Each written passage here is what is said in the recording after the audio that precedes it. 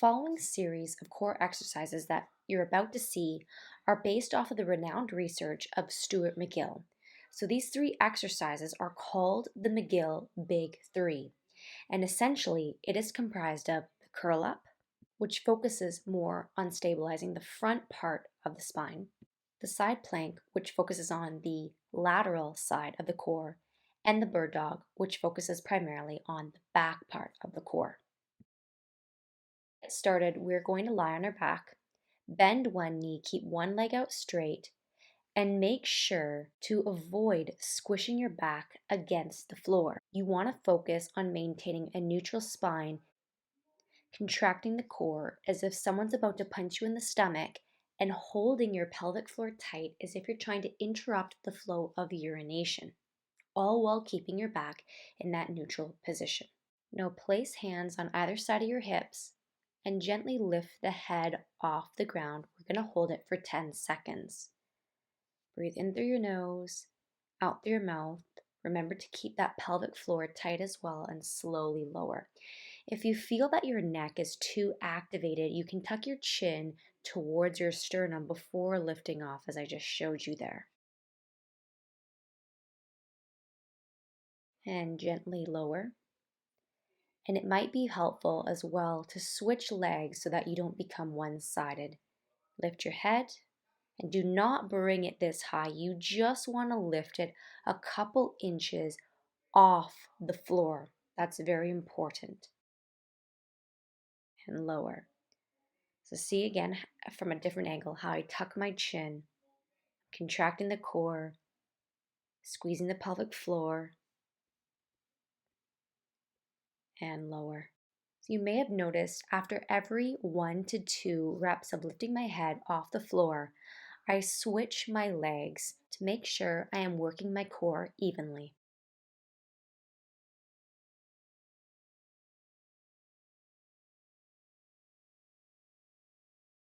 This is the last of the 6th repetition. So try to make this a good one. Squeeze your core, hold your pelvic floor, and slowly lower with control. Let's roll over onto your side, and we're going to now work the lateral part or the side of our core.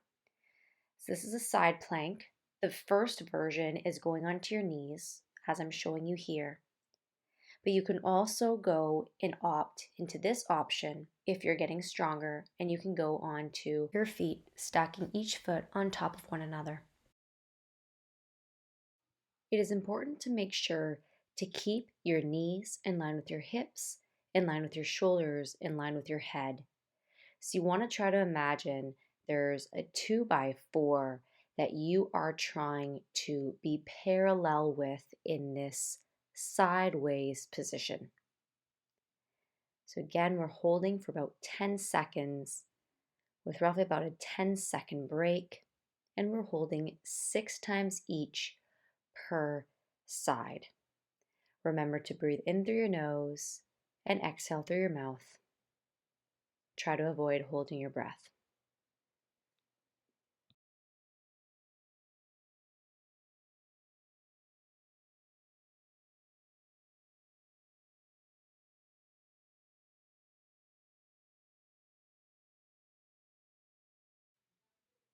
In a few moments, we're going to be moving on to our last repetition on this side.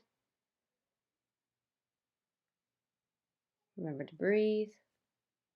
Really hold your core tight, tight, tight, and switch sides.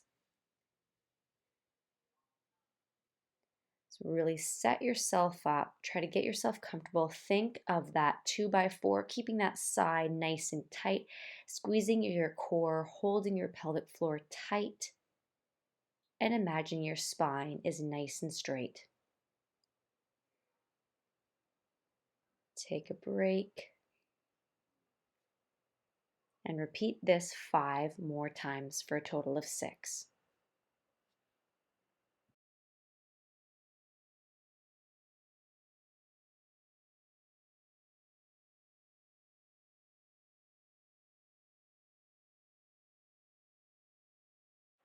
Every time you have to repeat to yourself, tight core, Squeeze that pelvic floor. Is my spine straight?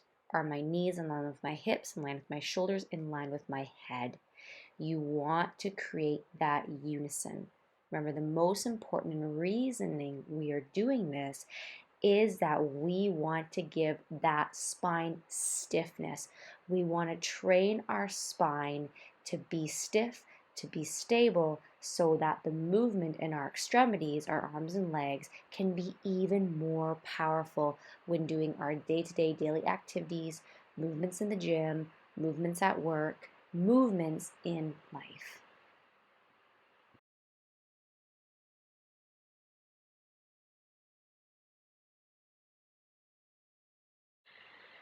This is the last rep here.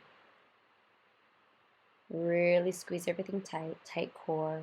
Squeeze that pelvic floor. Don't forget about that pelvic floor. Interrupt that flow of urination. Good. And lower. We'll give a brief stretch here to child's pose. We're going to finish off with bird dogs. I'm going to show you a couple of different variations here. So ideally, you're going to be moving in this pattern, holding for about 10 seconds, slowly lowering so that your knee and hand can touch without moving your spine, and then lower both your arms and your knees, and we'll repeat on the other side. Now this is where we'll start to show you a little bit of variation here, because if this is very difficult for you, you can just move your arm up, keeping your back nice and straight. Don't let your shoulders drop. You can just move your leg back without moving your spine. And that's something very important. A lot of people arch their back excessively. You can also just pick up your leg. You can just push your leg back. And here's what I was talking about. I don't want you to arch your back like this. You want to keep your back straight and just imagine pushing your heel outwards. So now let's go back to that original side. Let's hold for 10 here. Really try to keep that tabletop. Now, if you have a hard time balancing, I want you to place a foam roller or something on top of your back to give you the perception to keep your lower back and your core nice and tight. So I went right back out. So this would be a more advanced level because I'm holding again right away for 10 seconds on the same side, coming in and touching, and then resetting. And then I will repeat 2 more on this side as well. So keep note of my spine. My head and upper back and lower back are staying completely still, completely stiff as I reach outwards and then as I reach and touch my knee. Again, go outwards right away if you can. If you cannot do this at this level, at this point in time, just either lift your arm or just either place your foot back or just do one side per time and keep switching. This is the benefit of doing it at home because you can make it your own based on the level you are at right now. And switch over to that left side or whatever side you were doing before.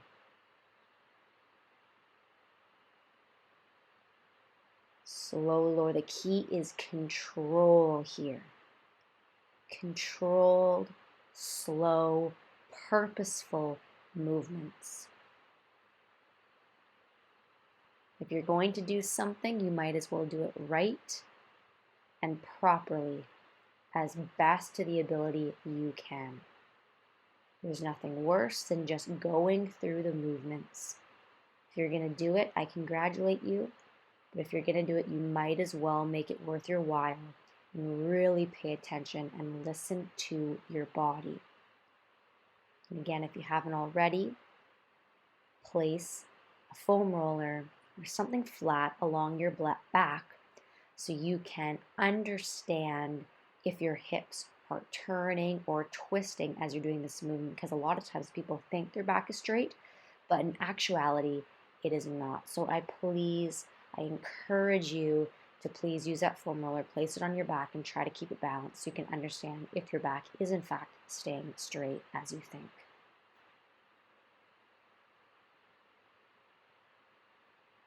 So we've almost done our 6 per side here.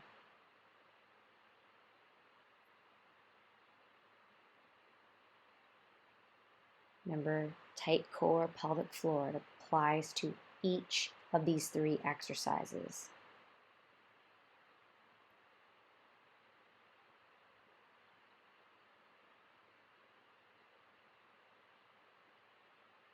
When they did studies on jiu-jitsu athletes and they worked on these 3 core exercises, the power in their arms and legs improved significantly in their punches, their kicks, etc.